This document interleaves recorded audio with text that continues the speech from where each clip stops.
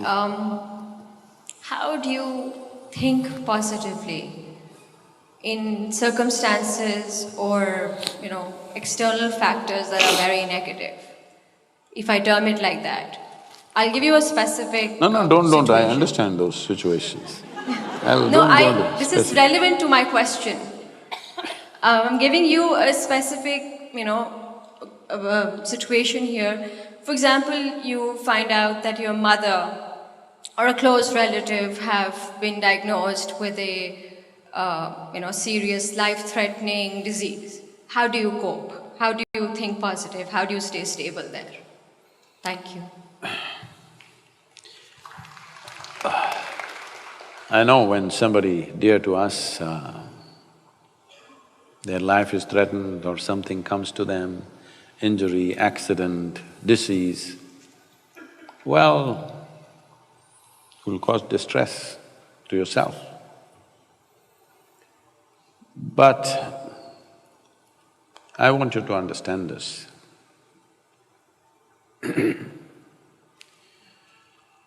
See,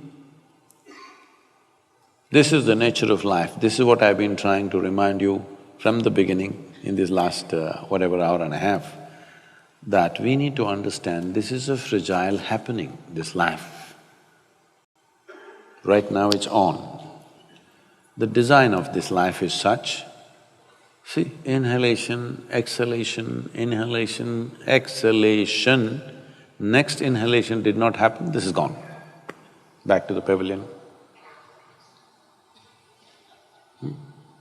You did nothing wrong, you just stood there, but back to the pavilion many times, isn't it? No weird shot, nothing, simply, it just nicked by itself and went off. So this is the case, this is the nature of our existence. It is just that when somebody is dear to us, we get so emotionally wrapped by this. This is simply because you have only one or two or three or four people who are dear to you. I live a life where so many, I don't know the number, so many people are very intimately, very profoundly involved with me on a daily basis. So in my life, how many people that are dear to me I have buried, don't ask me. It's happening all the time, all right? So right now, the reason why you go through life the way you go through life is because your involvement is very selective, very discriminatory. Only this one person you will involve because I identify her as my mother. Only that person because I identify him as my brother. But if you knew larger involvement with life, you would understand almost every day you lose somebody who's very dear to you. Yes, this is the case with me. Does it mean to say you have no emotion? Does it mean to say there is no sense of loss? No, all this is there. All of it is there. It is just that if you are in terms with the realities of your existence, you live one way. This is what I was trying to tell you in the beginning itself. You think your psychological world is bigger than the existential creation. What this means is, your creation has become more significant than the Creator's creation. Once this happens, inevitably you will suffer. If somebody is ill around us, what do?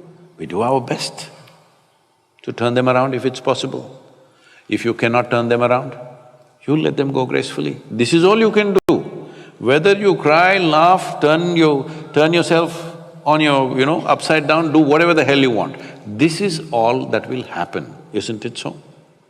The question is just this, whatever comes our way in our life will come, birth will come, death will come, disease will come, defeat will come, victory will come, all kinds of things will come.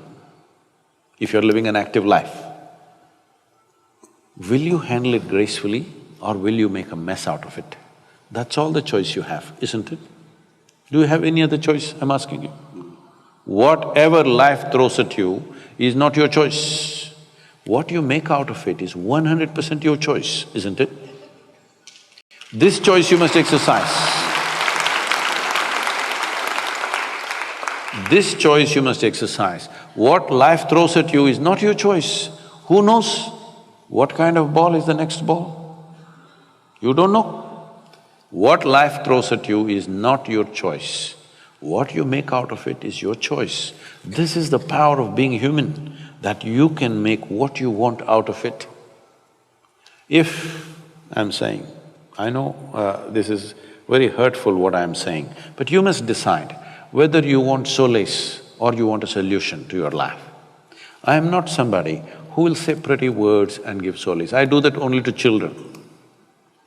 With children, if they say something, okay, we'll hug them, hold them, do this.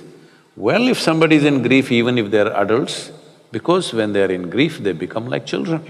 So we treat them like children.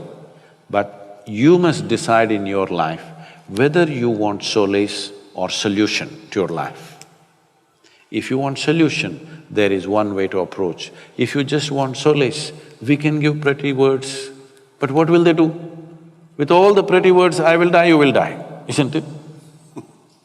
Solution is just this, we come to terms.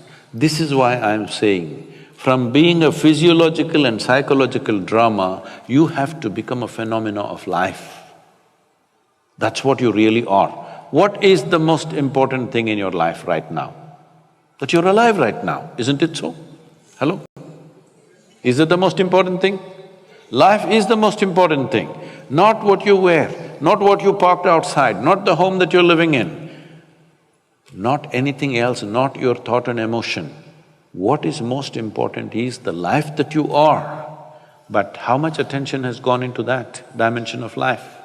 If your attention was for that, you would see your involvement with life would be indiscriminate. Once your involvement is indiscriminate, you will learn to handle everything gracefully.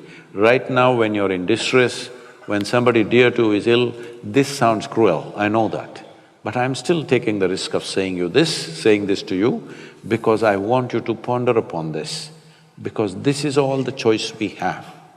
We don't have a choice to decide what life throws at us. We have a choice to decide what we make out of it.